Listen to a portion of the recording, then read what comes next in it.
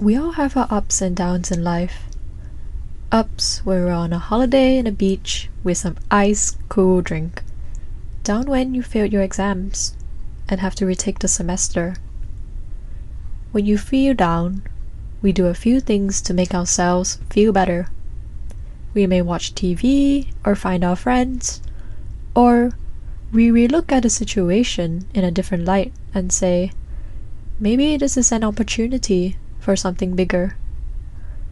Researchers call these emotion management strategies and are curious to see if there's a best strategy to make us feel better. However, they found two problems.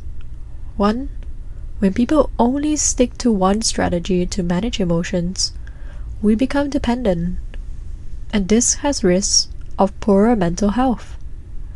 Secondly, they found different strategies work better depending on the situation, meaning there isn't a best strategy to manage emotions. Rather, we should see our strategies as different tools, like a hammer, spanner, or screwdriver. Our ways of managing emotions are like different tools that are built for different situations. But how do we know what tool to use in different situations? The answer is a simple two-part thinking pattern. First, recognize. Secondly, change. What does that mean? Part 1. We need to check the tools we have on hand and recognize that the tools aren't working. Recognizing is about taking a step back and realizing that we are struggling and the methods we're using isn't the most helpful. Sounds easy. Sometimes in the midst of trying to fix things, we keep going on and we don't recognize that the tools we're using isn't working or isn't as efficient. Part 2. We change how we approach the situation.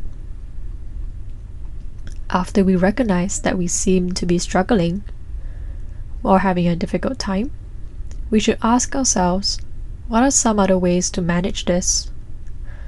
This helps us look through our toolbox and to change our tools that could be more helpful for our situation. When it comes to tools, we use this two-part thinking pattern. Part 1. We are recognizing that our tools don't seem to be as effective. Or part 2. We look into our toolbox to change into another tool. Similarly to managing emotions, it's the same two-part thinking pattern. Part 1.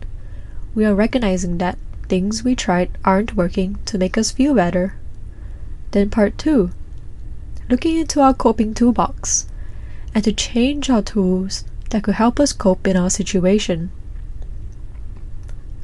When we feel down, we usually try different ways to cope, like watching our favorite show or maybe talking to our friends.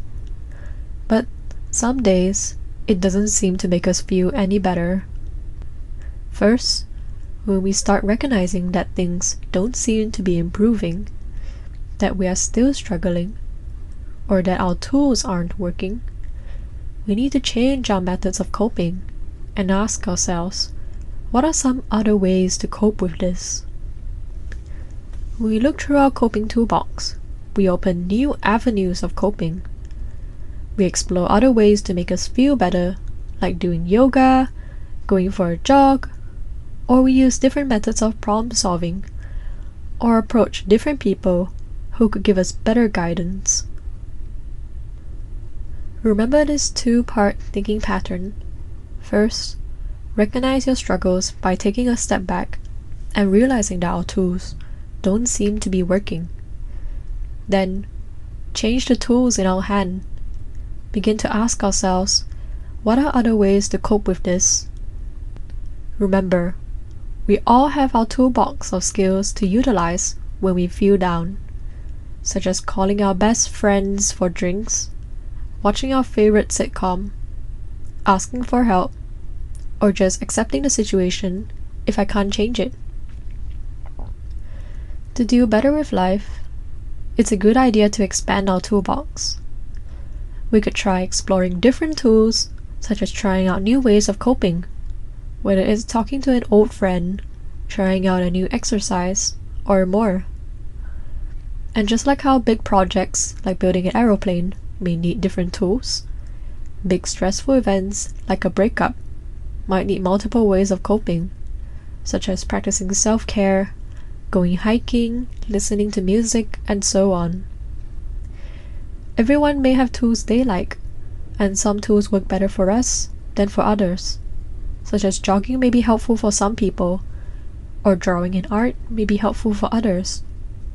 It's all about personalizing your toolbox.